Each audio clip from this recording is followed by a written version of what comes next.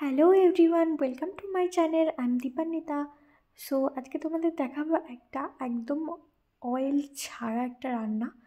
Just এক ফোঁটা oil use করা হয়নি সেরকম একটা রান্না। তো তার জন্য প্রথমেই তোমাদের নিতে হবে এই ভেজিসগুলো। তার মধ্যে পেঁয়াজ, রসুন, আদাও আমি নিয়েছি, কাঁচা লঙ্কা, টমেটো, ধনেপাতা, ক্যাপসিকাম আর গাজর, যেটা আমি গাজরটা গ্রেট করে কেটে নিয়েছিলাম। আর ঠিক 1 কাপ ওটস, মানে চায়ের কাপের 1 কাপ ওটস নিয়েছিলাম।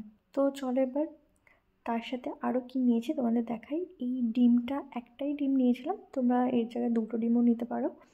সো ডিমের কুসুমটা আমি আলাদা করে রেখে ডিমের শুধু হোয়াইট পার্টটা আমি সেদ্ধ করা ছিল আগে থেকে, তো এটাকে পিস পিস করে কেটে নিয়েছি।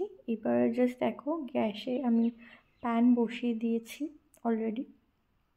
তো এটা হাই ফ্লেমে ছিল, তো গ্যাসটা কমিয়ে নিলাম।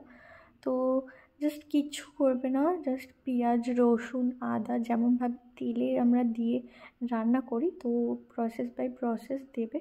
দেখো আমার দেখতে পাচ্ছ হট করে একটু লেগে ধরেছিল, যেহেতু কিছুই তেল দেওয়া ছিল না তাই।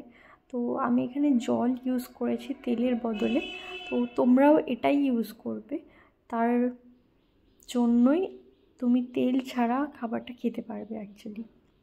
তো এখানে আমি তেল ইউজ করিনি, একটু একটু করে জল দিয়ে গেছি। যখনই আমার মনে হয়েছে কি জলটা টেনে নিয়ে পুড়ে যাচ্ছে, তখনই আমি একটু একটু করে জল অ্যাড করেছি।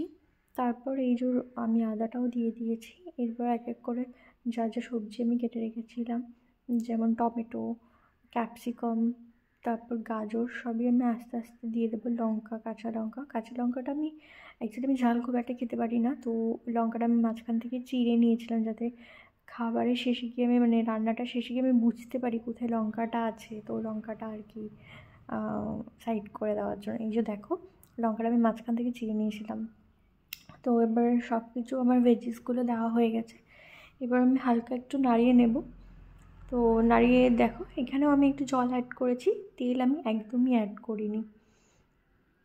তো এরপর আস্তে আস্তে আমি সব মশলাগুলো আমি দিয়ে দেবো। নুন, হলুদ, একটুখানি আমি গোলমরিচ দিয়েছি, তার সাথে একটুখানি জিরা বাটা, আদা বাটা, সরি আদা তো আগে দেওয়া হয়েছিল, জিরা বাটা, তারপর ধনে গুঁড়ো, মোটামুটি যা যা মশলা আমি সব কিছু একটু মিশিয়ে দিয়েছি।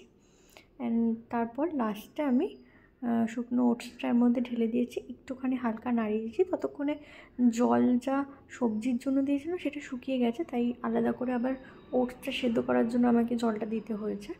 তো কিছুক্ষণ নাড়িয়ে নিলে জলটা একটু শুকিয়ে আসবে, আর এরকম একটা মাখা মাখা ব্যাপার হয়ে যাবে। আমি উপরে একটুখানি গার্নিশিংয়ের জন্য ধনেপাতা আর ডিমের যে সাদা অংশটা আমি কেটে রেখেছিলাম, কিছুটা রেখে দিয়েছিলাম আর কিছুটা মিশিয়ে দিয়েছিলাম এর সাথে। রান্না কমপ্লিট, এবার খাওয়ার পালা। ওকে, টাটা।